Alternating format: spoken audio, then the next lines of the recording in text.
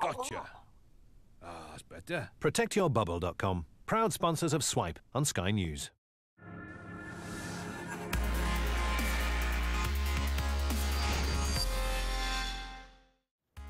You're watching Swipe. I'm not on my own this week.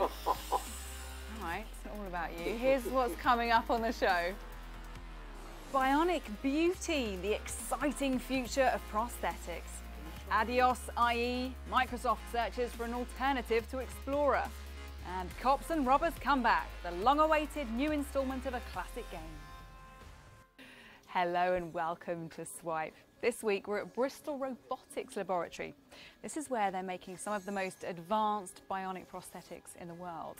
Kit like this. It's a 3D printed crystal-covered arm, and linked up to it is one of the inventors, Joel. Nice to meet you, and this looks amazing. Tell us about it. So this is a 3D printed robotic prosthetic, and we use 3D scanning to fit to the hand. So we take a scan of an amputee's arm, and then we can create a custom fitted socket from that. And Sammy Payne here, you helped to design it. And what was behind this design in particular? Well, actually, we saw a YouTube video by this young lady called Grace. She's an actress and a YouTube star, and she was saying how she hated wearing prosthetics when she was little because they were trying to hide who she was. She wanted something that celebrated her difference. So I feel like the glitteriness of this and how vibrant it is, really. Joel, how are you controlling it over there? So these are myoelectric sensors. So we have standard medical electrodes on the skin, and then they're picking up muscle signals. So every time I flex my muscle, it'll make the hand move. And is it battery powered? Yeah. What kind of battery life is there to this? So the battery we've been testing with is lasting about 2 days. Ideally, we'd probably try and shrink that down a little bit more to save weight at a compromise of that, so to last at least a day. Can I pick it up? Yeah, absolutely. See, that's quite heavy. Is it because of the 3D printing element? 3D printing actually makes it very light. Really? Yeah. Okay, and would this one here be for a child? Yes. Yes. So this is our latest effort. It's a completely new design. You can see how different it is to Grace's hand. And the fingers move individually? Yes. Based on muscle sense as well? Yeah, so each of the hands, this one has individual finger movement for each finger. And in the smaller hand, there are several of the fingers are linked together to save weight. It really is amazing to look at. Is it very difficult when you're trying to customise them so that they fit to the wearer perfectly?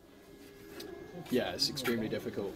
So we take the 3D scan, but we also take a lot of photos and try and make sure that the socket fits perfectly, but also that we can design all of the mechanical elements to fit inside of it. So it's a very difficult task. We're still perfecting the process. All right, guys, this is amazing work you're doing here. Thanks for talking to us. So that's the technology. Russ has been to meet people affected by it. Injured in the Iraq War in 2007, John Allen Butterworth had his left arm amputated above the elbow, but recovered sufficiently to become a Paralympic cyclist, taking 3 silver medals at London 2012. Now he's hoping to compete at next year's Games in Rio. I wear it every day from the moment I get up to the moment I go to bed, and I can't imagine life without it really. I use it all the time.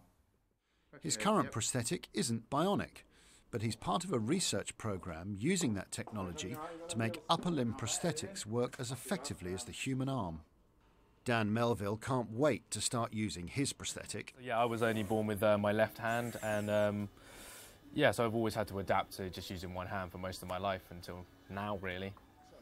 This is the prototype, developed and 3D printed for him by Open Bionics, which he showed off at CES in Vegas.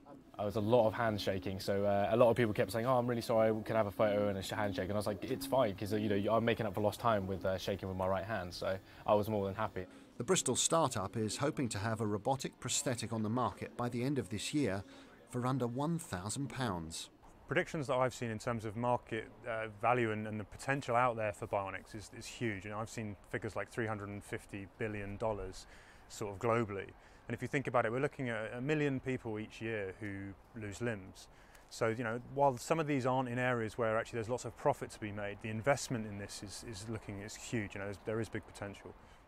Recent advances are such that Hugh Herr, from the MIT Center for Extreme Bionics, and the man who last year helped a Boston Marathon bombing victim to dance again, said this month that bionics could one day mean an end to physical disability. Let's go. Russell Hope, Sky News. You're watching Swipe, still to come. Will it be an island of no return? A father searches for his daughter in our Games Review. But first, here's a roundup of some of this week's tech news. Remember when logging onto the net looked like this? There have been 11 versions of Microsoft's Internet Explorer web browser over the past 19 years, but now the company's ditching it. Instead, the next versions of Windows will ship with a new browser called Spartan, expected to be faster. Up against competition from the likes of Chrome and Firefox, IE has faced criticism over sluggish performance and security concerns. Look who could be bouncing onto your smartphone. Nintendo is entering the mobile games market in a U-turn that saw the firm's shares shoot up by 21%.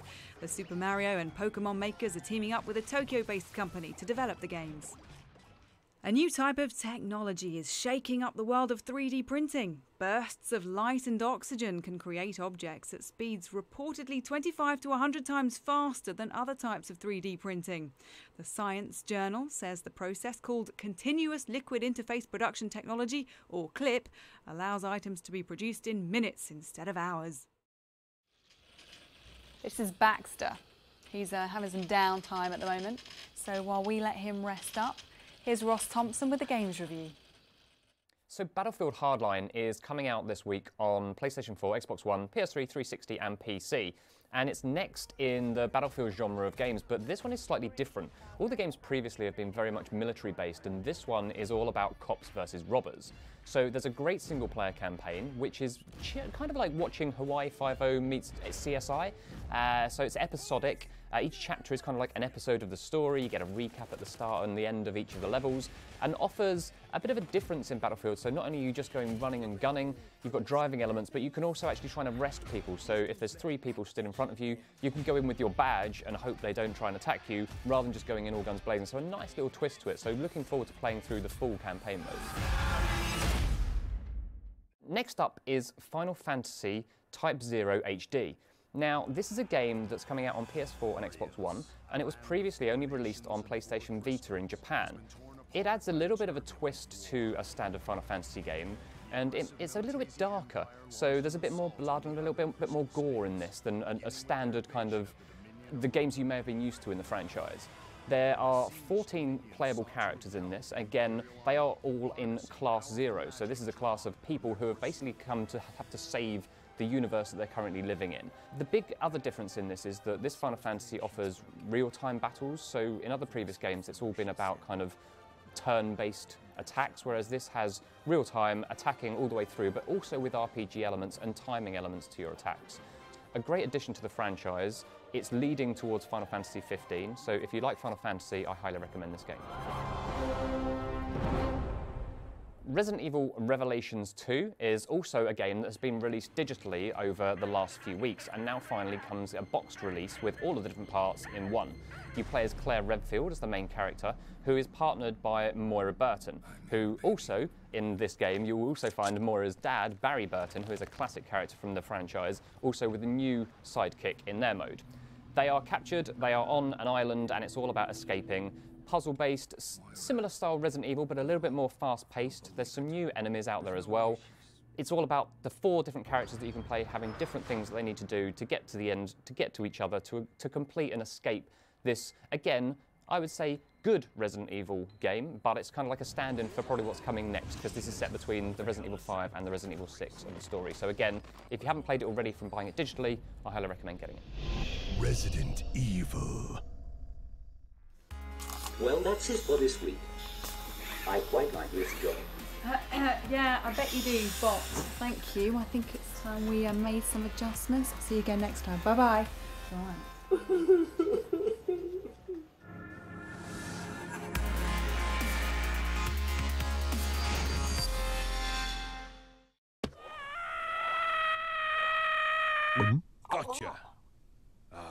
better. ProtectYourBubble.com, proud sponsors of Swipe on Sky News.